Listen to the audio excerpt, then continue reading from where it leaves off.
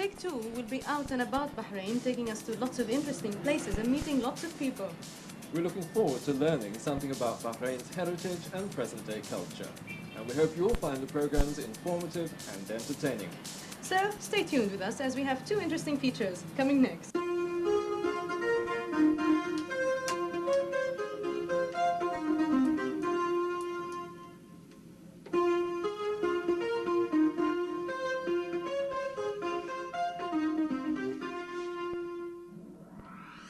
We're here in one of Radio Bahrain's studios at Adliya. It was in August 1976 that the Ministry of Information decided to set up an English-language radio station, mainly, I think, to cater for the needs of non-Arabic speaking communities in and around Bahrain. Radio Bahrain started transmitting for the very first time on the 2nd of April 1977, and that was at midday until 6 in the evening. The transmission was only for 6 hours, and it was from a very small place at the Ministry of Information complex down at Isa town. The transmission increased to 13 hours from 6 in the morning until midnight. Actually, it's 18 hours, wasn't it? Was it? I'm sorry about that. 18 hours, all right. And for its DJs and newsreaders, of course, Radio Bahrain selected and trained a group of local amateurs, some of whom are still with the radio station. Well, this is how Radio Bahrain starts every day early in the morning at 6 o'clock for the breakfast show. We did ask Tim Mans to tell us more about the professional side of his job.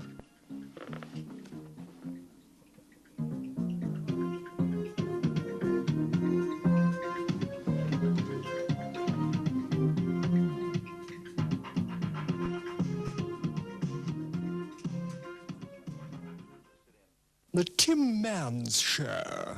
Good morning. And welcome once again to The Breakfast Show. We start, as always, with a look at this morning's weather forecast as issued by the Civil Aviation Directorate's Meteorological Service. And the maximum temperature expected today is 24 degrees centigrade. That's equal to 75 degrees Fahrenheit. Some mist patches at first in places, but soon clearing to give a fine day.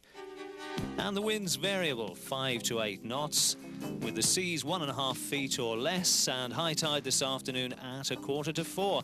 The outlook for this afternoon and evening is fine, with light to moderate east to southeasterly winds. Baby sneezes, mommy pleases. Well, that's how the day starts for us here at Radio Bahrain. This is our studio, Studio 1 at Radio Bahrain, which is in Adliya. And it looks all very daunting, but really, actually, it's not that difficult to look after once you know your way around the place. We've got two turntables, which is what you would expect in any DJ studio. The idea being that the one that's on air takes care of the broadcast, and then the other one is there for you to queue up your next record. So you've always got a piece of music ready in case something goes wrong and in case you have to resort straight to it. But normally speaking, you just go through the one record, the other one's waiting for you to follow on with. And in between times, we've got things like our jingle machines. Now, you just heard to the start.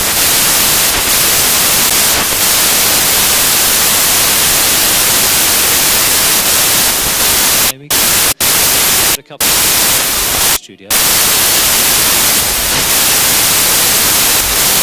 Is it all toward the... And this is what...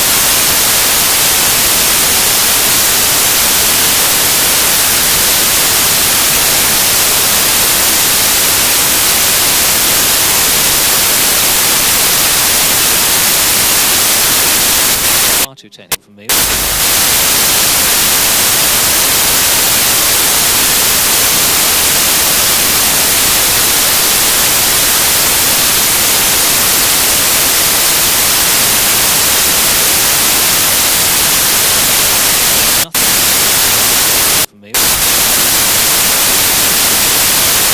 I know nothing about this at all, really. It's all far too technical for me. All I know is that if those two needles are registering 0, then we're on air. So that's my mixer, and that really is a DJ studio. And you'll find that if you go anywhere in the world, have a look inside a studio, they're all pretty much of a muchness. There's one other very important item of equipment, and it's flashing at me at the moment, so if you'll excuse me, I shall just take my call.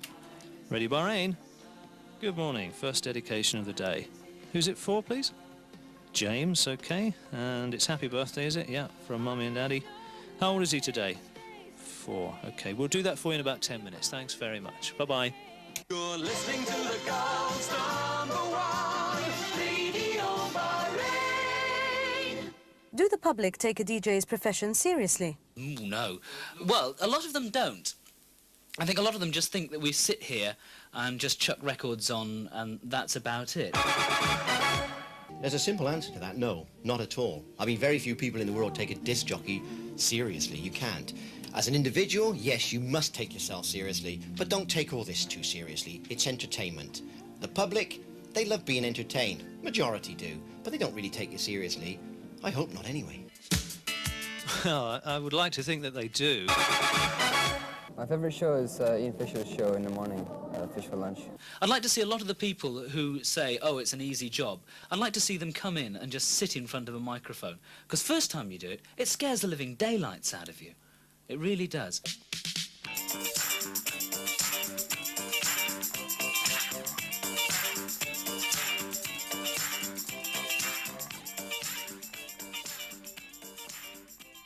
The interesting question was, what makes a good DJ? There's really no straight answer to that question because it's a subjective one. Everybody has their own idea of what makes a good DJ or a good radio presenter. If you can be entertaining, you're good. I don't know. When you come across one, tell me. Radio Bahrain, the sunshine sound. Is the DJ conscious of trying to influence the public's musical taste? I don't try and influence, I just try to offer people things to consider. I do, in actual fact, feel I would like to slightly manipulate people's taste in a very mild sort of way. I.e., I play a lot of new music, a lot of records, a lot of bands that you've probably never heard of. And I know that someone's sitting out there saying, what is this music he's playing, for goodness sake?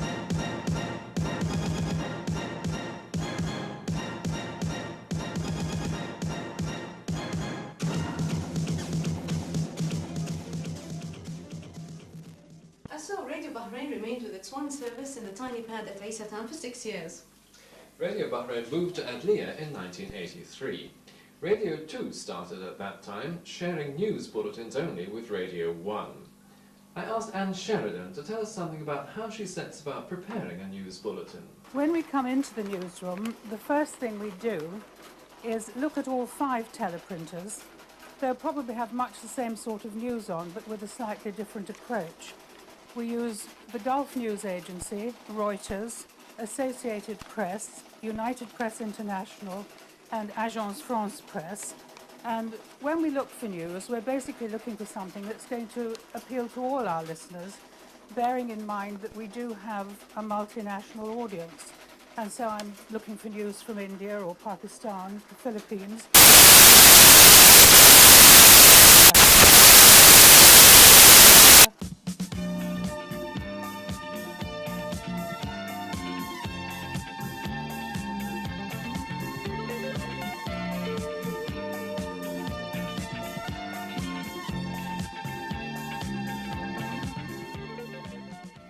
You try and choose news that is pertinent to this part of the world. I think it's also quite a personal choice. We're given broad guidelines, but we are allowed to select news entirely at our own discretion. And so I think that's why you probably get the news varying from reader to reader, because someone may concentrate more on sport. I mean, for instance, somebody would never, ever miss giving out the cricket results. But it really depends on the person who is doing it. And if there are any major stories in the world at the moment, obviously you will always cover those. If you have natural disasters or air crashes, unfortunately, usually bad news is the news people are listening for, and their attention is caught, sadly, by bad news.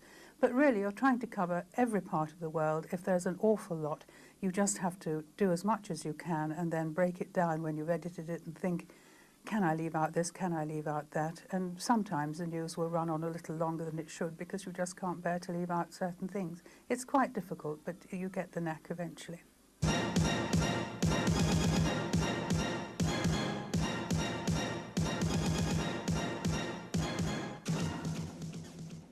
Radio Bahrain's 6:30 News Summary, read by Anne Sheridan. Good morning. Radio Bahrain. In May 1986, radios 1 and 2 were merged into one service. What do the listeners think about that? I think it's nice because some people like concert and some other people, they like pop music. I think for me it's right. It's difficult now to listen because they have a lot of news every 2 hours.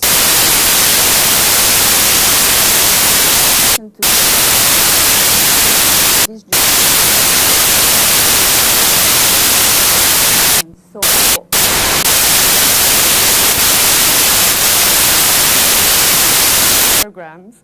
The people who enjoy classical music can have classical music programs. There's a wider choice, wider range, simply because there's more hours to be split between the two stations. I'm not very keen on it, I must admit. I like listening to music. No, I don't know the difference between Bahrain 1 and Bahrain 2. I've never listened to any one of them. I like to listen to the radio where there's no advertisement, no disc jockey. I like continued music with no interruptions. So whichever one I listen to, it's either Bahrain 1 or Bahrain 2, I have no idea. But it's one where there's no announcement.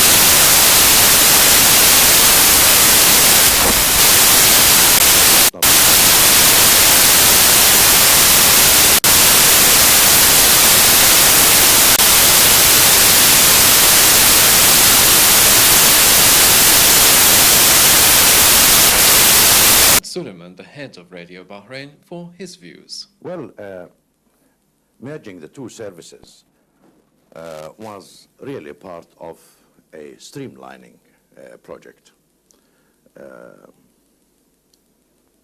streamlining of the broadcasting services, not only the English language service, but also the Arabic and as well as TV services.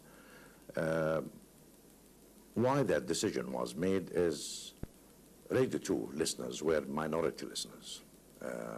Unlike Radio 1, over 85% or 90% of our listeners listen to Radio 1. Used to listen to Radio 1 and only about 10% used to listen to Radio 2.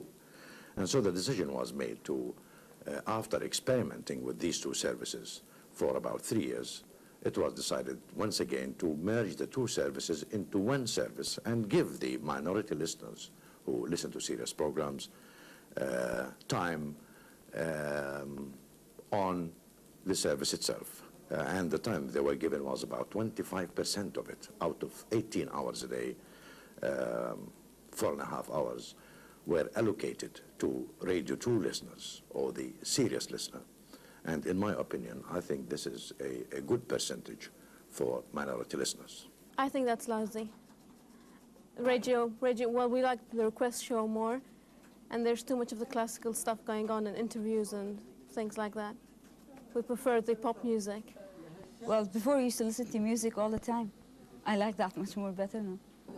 I don't think it's very good because they put more recent music in the morning and music for older people in the afternoon. And when I listen in the afternoon when the music I don't like is on, so it's not very good. I don't like it this much. I think there's too many old music, too much old music on now instead of more recent music, more popular. I think a pop radio, it should be a pop radio. And talk shows, they could come on like later on, not in the middle of the day. But a pop radio stays as a pop radio, and they could make another radio separately like they used to have it for different stuff. I'm kind of impressed with the way that they have new DJs, especially the Arabic DJs like Sami and Ahmed Al-Kinna. I think that's a step forward for Bahrain. Radio Bahrain.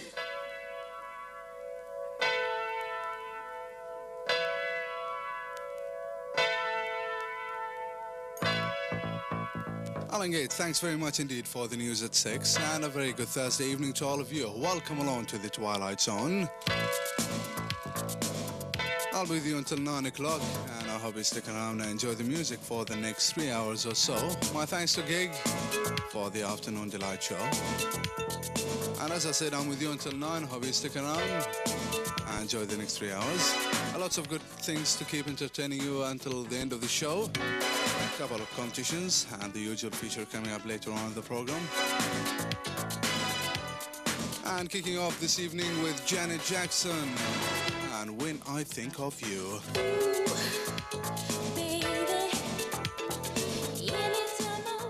Well, I started on the 1st of January 1986, and I'm really proud of the thing I do. There's not English.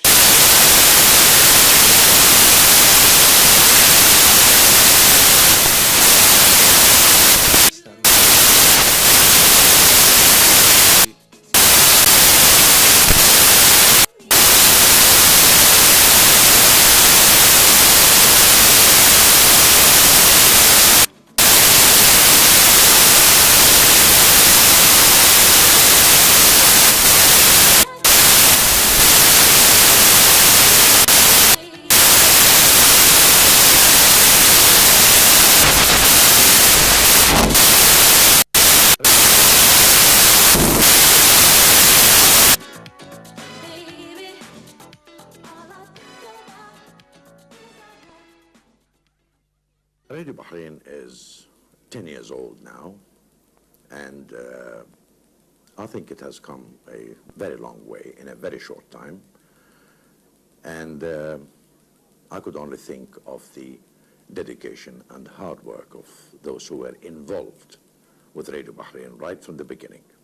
And I always underline dedication because, in my opinion, dedication is the core of working not only in radio but in all media, TV, newspapers, whatever. And I think when we look back at these 10 years, we feel that we have achieved something, but we never pat ourselves on the back and say we have done everything. The horizons of our work are really limitless, and we can never get the job done to our satisfaction. We have always to look for improvement because there is always room for improvement. And we look forward to more years of hard work.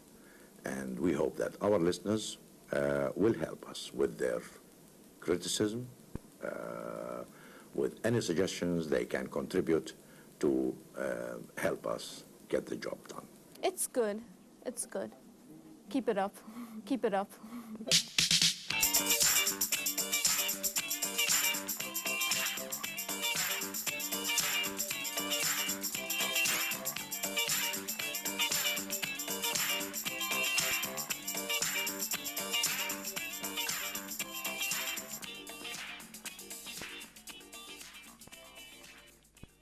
Well, in a minute, Lena will be taking you to see a Henna Night. But before then, let's have a look at some of the highlights you can see on Channel 55 next week.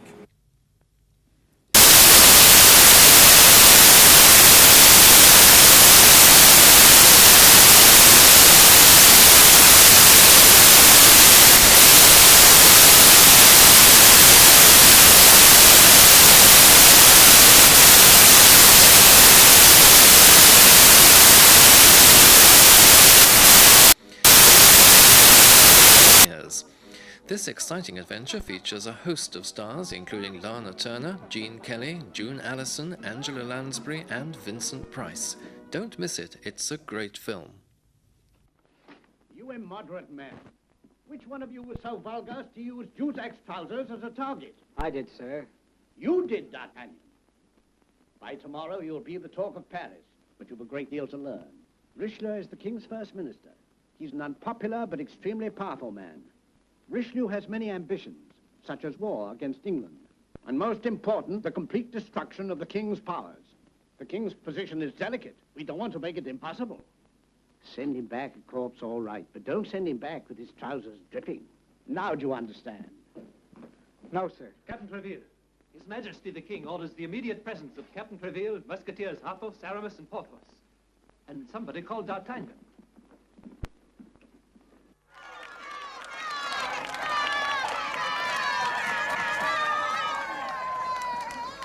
Our movie of the week on Sunday stars George C. Scott, Don Ameche, and Sylvia Sidney. It's called Pals, and it relates the adventures of a group of American senior citizens.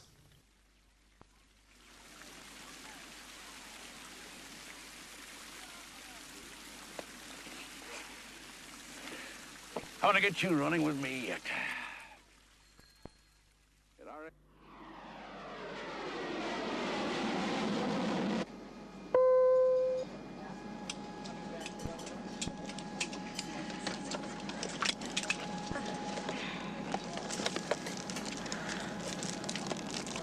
Okay. On Monday, we begin a new mini-series. It's a drama called The Last Frontier, and it stars Linda Evans and Jack Thompson.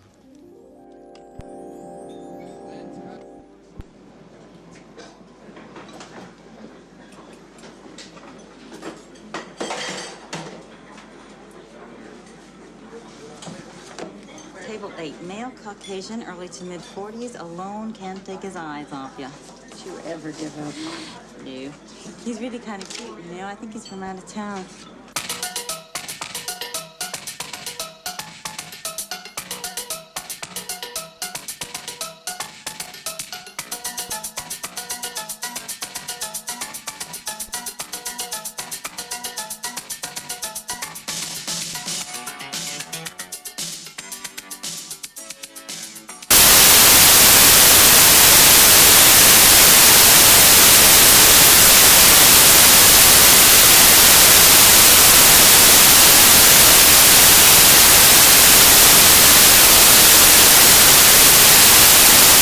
Have a lovely strong smell.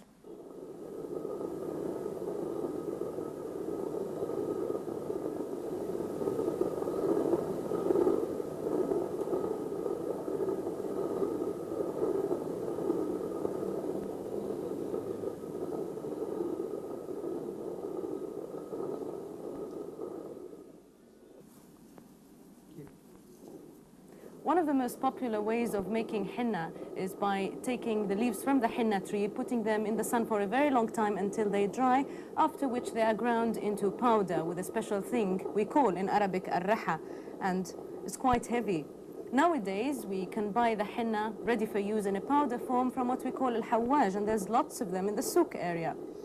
One of the most popular ways of making a henna mixture is putting the henna powder, mixing it with the right quantities of water, and with little pieces of black lemon, which we call lumi, and then it becomes, it turns into a moistured mixture.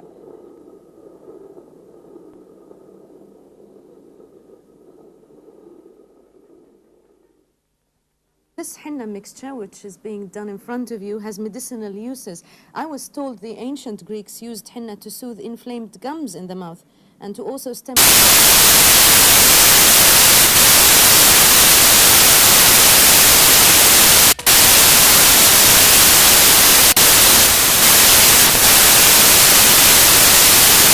is widely used in Bahrain for headaches by applying the moistured mixture on the head. It's supposed to cool off.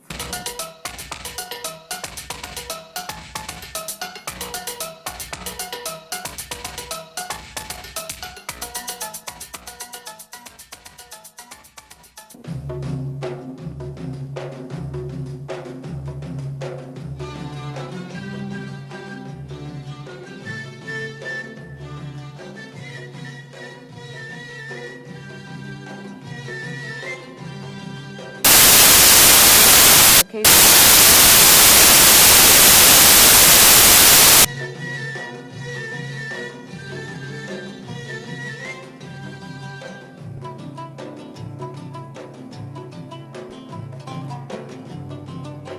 Henna is also used for decorative reasons. It's applied on the hair for dyeing the hair, and regular uses are supposed to strengthen the roots. Women also in Bahrain apply it on the hands and feet on different occasions, religious and social ones. One of the most popular occasions is the Henna Night. Let's see that together.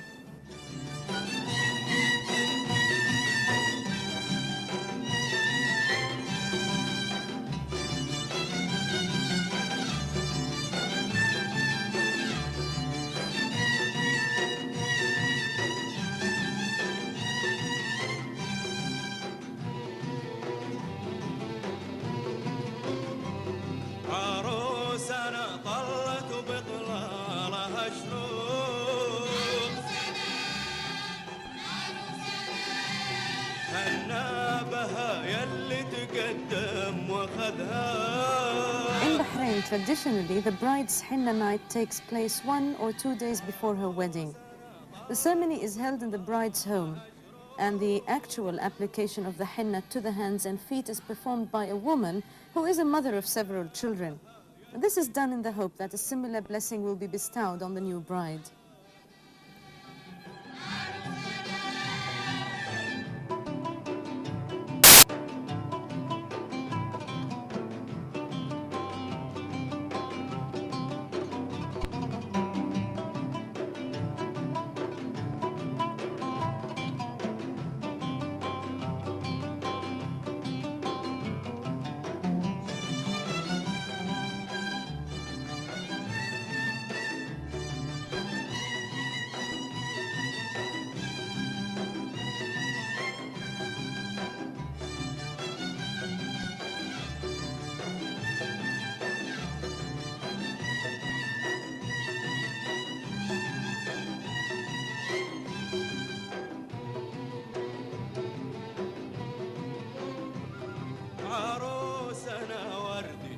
Using a match or a pin, intricate designs are applied to the skin, in much the same way as walls are decorated inside houses. The main patterns formed with triangles, circles, and even dots.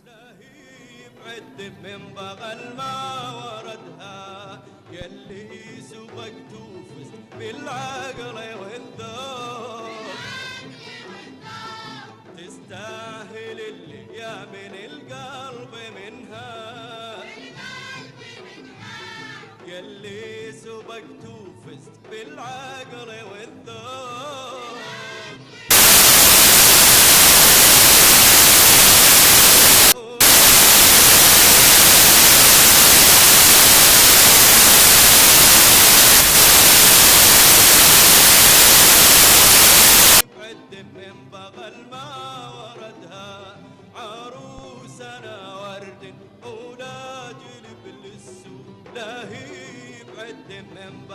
The use of henna symbolizes in the Bahraini culture love, strong passion, good luck, peace, and a very happy life. تستاهل الايام من القلب منها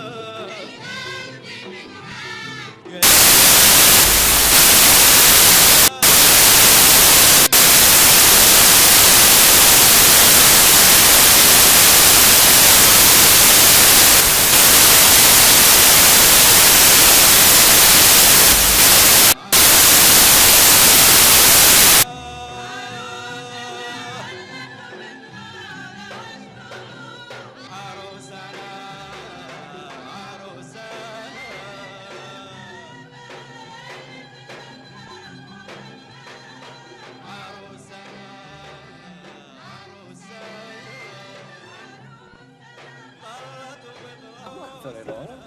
How was Good. it? Fantastic. I enjoyed it tremendously. Let's rub it in your hands. There. How long does that stay on? Quite a few weeks. Yes. Well, I hope you've enjoyed tonight's programme. Please join us again next week for Take 2. From Alan and myself, goodbye. And remember, it's Take 2.